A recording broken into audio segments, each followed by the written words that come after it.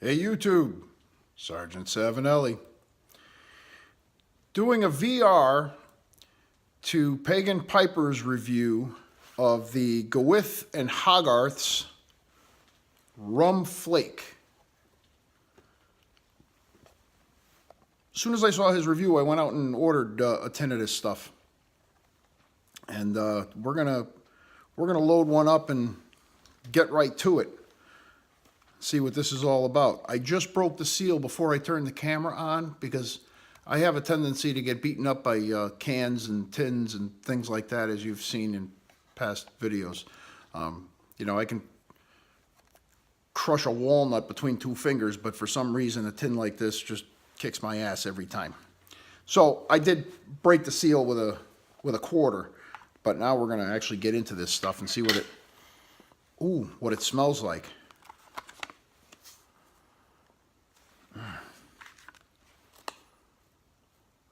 Very fruity smell to it. It says, what does it say?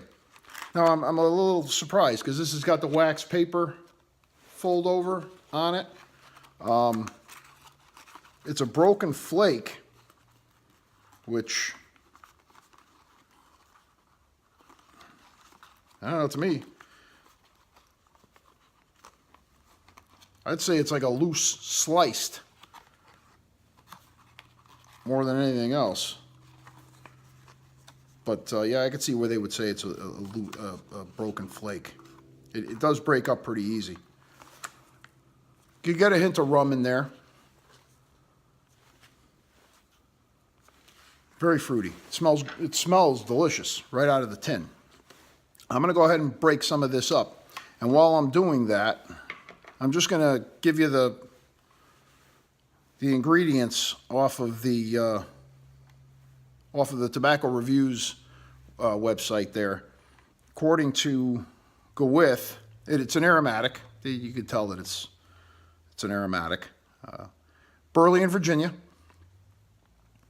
The flavorings are maple and rum. I'm not getting the hint of maple just yet. It's more fruity to me than maple. The rum is there. I can smell the rum. And that just adds a little more credence to my previous review on the Edward G. Robinson being a rum topping, because the scent is very, very similar. Very similar. And as I said, it's a broken flake. Now, we all know to take tobaccoreviews.com with a grain of salt. We know that, right? I said that before. A lot of people have also shared that sentiment.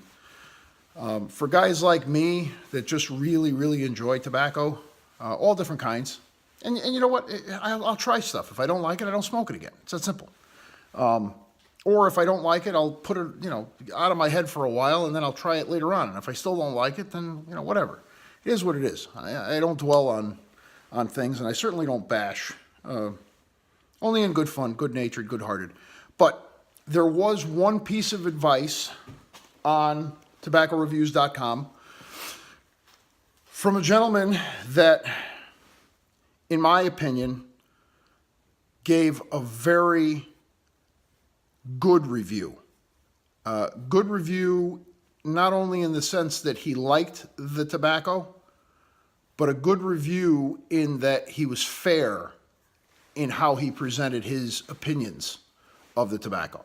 I mean, definitely a fan. He was a fan of this stuff. He loved it. But the one piece of advice that he did give was not to use this in a good briar, not to smoke it in a good briar that you weren't going to dedicate to this blend alone. That tells me that you're not going to get the flavor out that easy, which is fine. That's okay. I've got plenty of briars that I can dedicate to this or not. If I've got to throw something away, I've got plenty of those too. This is a no-name estate pipe that I refinished. I picked it up for like $2 at a flea market. It's just a no-name. It says Italy on the bottom. It's an Italian briar. But I really, really liked the rustication on it. It was an absolute disaster when I got it. I was able to take out all of the tooth chatter. Whatever tooth chatter you see on there is mine, because I have I have smoked this pipe. So I've managed to put some stuff back in there myself. But the cake on it was just unbelievable. It was horrible. I mean, and I was able to bring back the rim pretty good too. Polished it up. I don't know how well you can see the rustication and the rim. Monitor looks okay.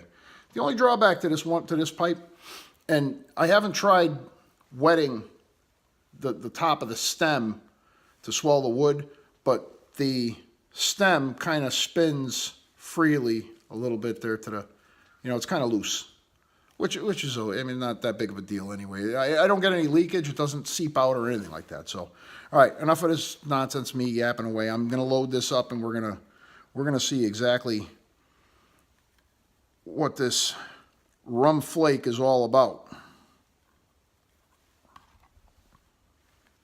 Pagan Piper did a review on this. I believe it was his first video. And I was so impressed by his review of this blend that I went right out and ordered some. How can you not? I like trying new tobaccos. I like trying new stuff. And I told him that as soon as it came in, I was going to do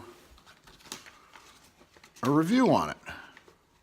So it showed up in my stocking for Christmas.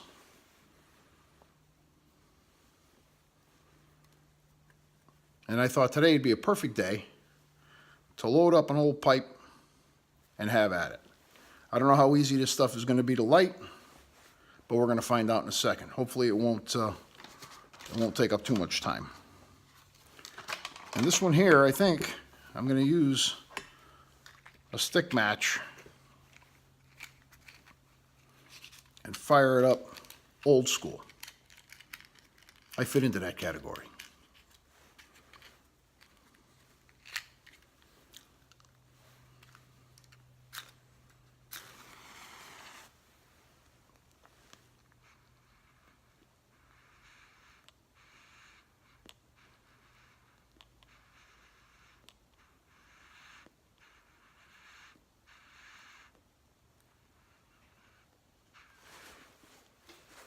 Got a lot of airflow going through there.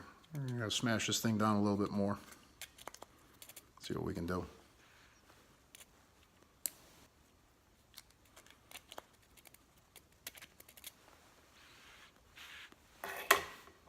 Maybe.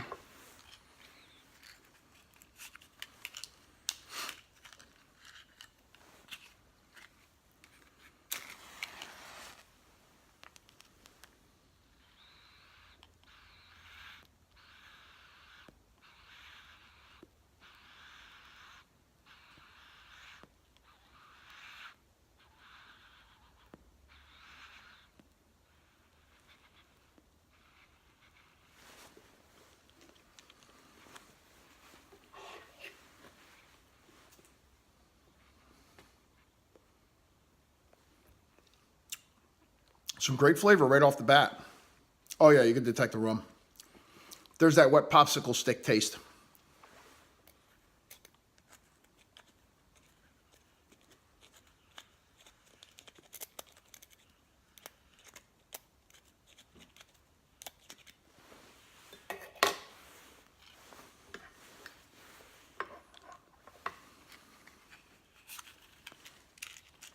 She's starting.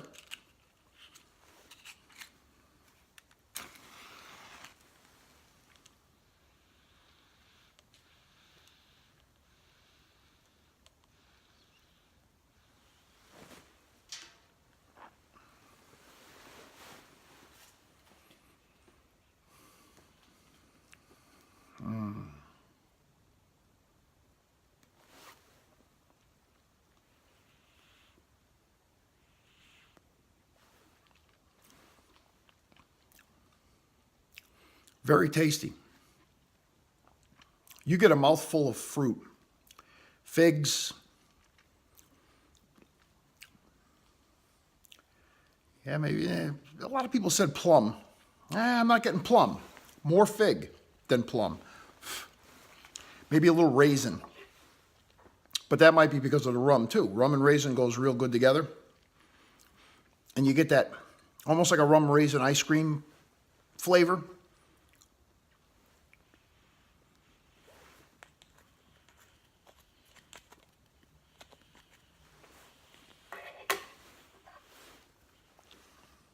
The lighting difficulties are my own fault. I rushed this thing and stuffed it in there without really taking my time.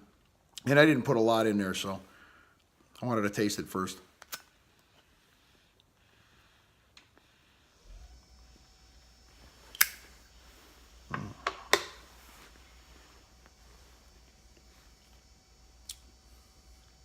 Very full mouthfeel. Very creamy smoke. It's a strong tobacco. The blend is strong.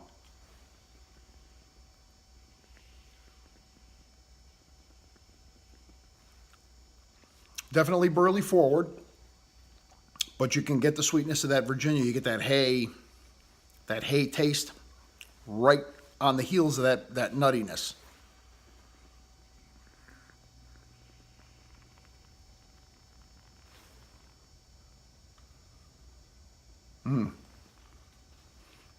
I'm getting that hint of maple now. It's in there. Seems like the rum's kind of subsided. That maple sugar is kind of taken over in the forefront. That was quick too, because I just lit the damn thing and didn't even really get a good light on it.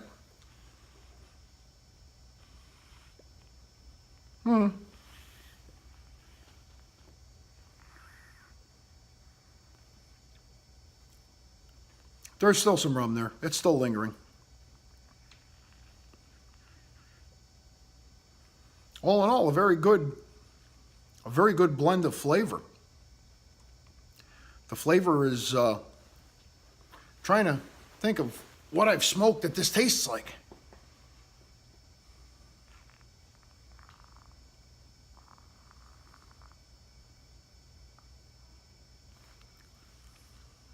It's unique. I really can't put my finger on any similarities with any other blend. You know how sometimes you can say, hey, geez, that's kind of tasted like something else that you smoked? I got to tell you, I've been thinking here, and it's not giving up any similarities to anything.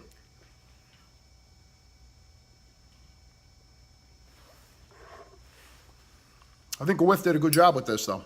A real good job. The blend is excellent. Nothing overpowers anything else, and you can detect the individuality of each tobacco and each component. You know, like some things, they all mix together, and you say, geez, maybe that tastes like this, and it tastes like... No, you could taste every component. You can taste the burley, the nuttiness. You can taste that hay-like sweetness of the Virginia. It comes right through. The maple sugar, it's definitely there. And the rum is there. Every individual component sticks out, you know, by itself. But together, the marriage is good. They found a really good blend here, a good mix. Excellent. So, Pagan Piper, nice job, mate. I'm glad you came up and did that review, because that's what got me to try this stuff. And I'm glad that I did. So hopefully this review will, you know, piggyback on yours and convince people to maybe try this stuff out. It's really good. It's definitely worth the effort to go ahead online and order yourself some. All right. That's all I got for this one. So I'm going to go finish this. I'm going to try to get it lit properly and finish it up. I'll tell you what, even though I only got a few good puffs off of it, give it a shot. You'll see what I mean. So thanks an awful lot for joining me, and you guys have a great week.